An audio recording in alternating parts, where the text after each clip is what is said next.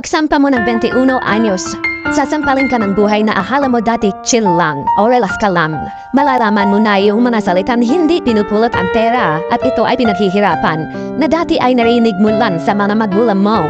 Tatrabaho ka, magbabayad ka ng tubig at kuryente tapos trabaho ulit. Trabaho, ulit, paulit-ulit. Mamimiss mo yung batang ikaw musmos. Walang alam sa mundo. Inosente, may mga gabing binabanggit mo ang oras na tulog mo. Kasi akala mo, makakatulong ito. Gigising ka para kumayod, humanap ng pera. Perang akala mo sapat na, pero dahil salat ka, wala ka magagawa kung hindi tanggapin ang katotohanan. Ganito ang buhay.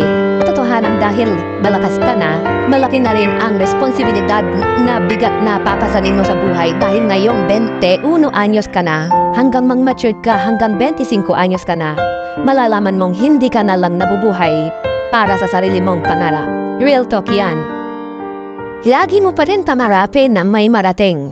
Ano man ang mga pagsubok at problema ang dumating. Mapabel man ang pagabante? Okay lang yan. Basta importante dumidiskarte. Tandaan mo na ang buhay ay hindi laging malungkot at malumbay. Kaya patuloy ka lang lumaban at maging matibay. Dahil darating din ang araw, lahat ng plano mo sa buhay ay matatagumpay.